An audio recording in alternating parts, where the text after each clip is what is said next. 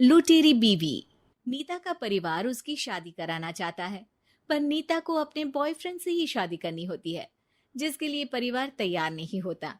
इन्हीं सब उलझनों के बीच नीता के पापा उसकी मर्जी के खिलाफ राघव और नीता की शादी करा देते हैं। शादी ਤਾਂ ਤੁਸੀਂ ਮੇਰੀ ਕਰਾ ਦਿੱਤਾ, ਹੁਣ मैं भी देख दिया ए परिवार खुश किवें रहंदा है। अपने गुस्से के चलते नीता शादी के अगले ही दिन से परिवार में सबको उल्टे जवाब देना, किसी की कोई बात ना सुनना और अपने मन मुताबिक रहना शुरू कर देती है, जिससे घर में सबको दिक्कत होती है, लेकिन नीता को कोई कुछ नहीं बोलता। एक दिन सास नीता के पास आती है। बहू की गल ਤੁਸੀਂ ਕਿਵੇਂ ਨਾਲ ਜਾਂ ਕਿਸੇ ਗੱਲ ਸੇ ਨਾਰਾਜ਼ ਹੋ? तुहानू मेरी फिक्र करन दी कोई लोड़ नहीं, मैं ठीक हाँ। ऐसा बोल नीता वहां से चली जाती है, पर सास की बात उसके मन में रह जाती है। शादी के अगले दिन से ही मैं सब दे नाल किन्ना औखा बिहेव किता, फिर भी आ मेरे तो इन्ने प्यार नाल गल किवें कर सकदी आ।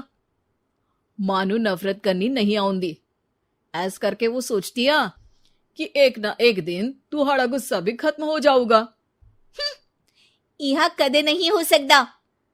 इससे पहले राघव कुछ बोलता, नीता का मोबाइल बजने लगता है, जिस पर राघव वहां से चला जाता है और नीता फोन पर बात करने लगती है।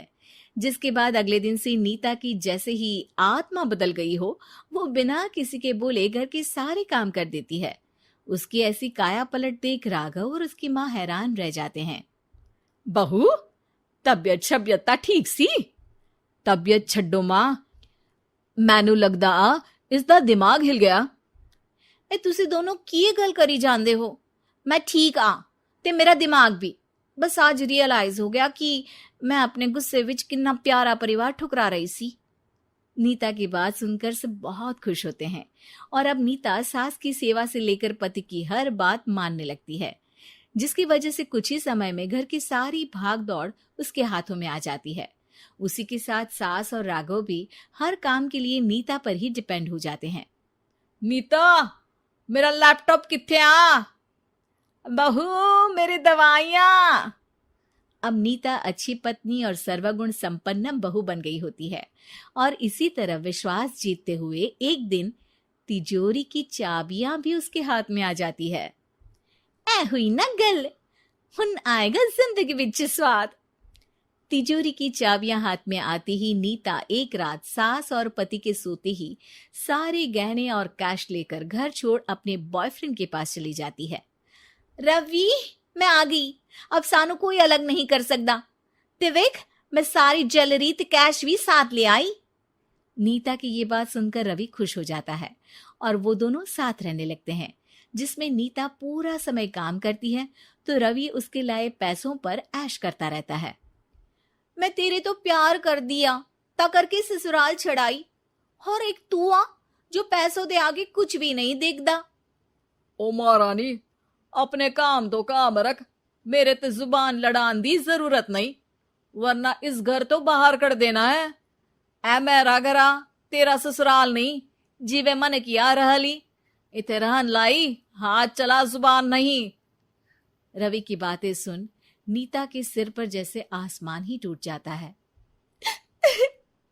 एक तेरे करके मैंने अपने मां पियो नाल उस भले चंगे ससुराल नु भी धोखा दिता ते तू छड्ड परे, मेरी ही गलती आ जे अखा उत्थे तेरे प्यार दा पर्दा डाल उस दिन फोन ते तेरी गल्ला विच आ गई। जे नहीं आउंदी ता आज खुशी नाल उथे ही बैठी होनी सी। ए भाषण उन्ना दियो जिससे इसका फर्क पड़े, मेरे कॉल नौटंकी नहीं। रवि वहां से चला जाता है और नीता रोती पछताती वहीं बैठ जाती है। हाय रब्बा, ए मैं की कर दिता, उस घर विच भी वापस नहीं जा सकती। एक ता घर छोड़ा, नाल चोरी भी की, कोई मेहणु माफ नहीं करूंगा। घर कैसे वापस जाए इसी डर से नीता रवि का घर छोड़ नहीं सकती। इसी तरह दिन बीतते हैं और उन्हीं के साथ हालात बद से बदतर होते जाते हैं। अब रवि पैसों और अपनी मनमानी के लिए नीता के साथ मारपीट भी शुरू कर देता है, जिससे परेशान होकर एक दिन नीता उसे छोड़ अपने ससुराल वापस आ जाती है। जिसे वहां देख राघव गुस्से से लाल हो जाता है। हूं नहीं थे की लेना या हमारी जिंदगी के साथ घर ता तू पहले ही बर्बाद कर गई सी। जान दिया, मेरी गलती माफी लायक नहीं। मैं कमली सी उस ढोंगी नु सच्चा प्यार दे इस सच्चे प्यार नु बोझ समझती बैठी। मैनू माफ कर दो। जे मेरी नूर रानी समझ गई आ कि उस तो गलती हुई आ, फिर किस बात का रुसना मनाना। केड़ी नूर रानी? रानी बोलन जोगा इसने केड़े झंडे गाड़ दिए? मां याद कर, तेरे घर विच चोरी कर बहू ते पत्नी सब रिश्ते तोड़ भाग गई सी। और फिर की मानता रहिया, गलती हो गई सी। एक गलती ता रब भी माफ कर देता ते तू और मैं ता सिर्फ इंसान ही आ। माफ कर दे, मैं बोल रही आ ये दोबारा कदी कोई गलती नहीं करेगी। इसदा नहीं ता मेरा ही भरोसा कर ले।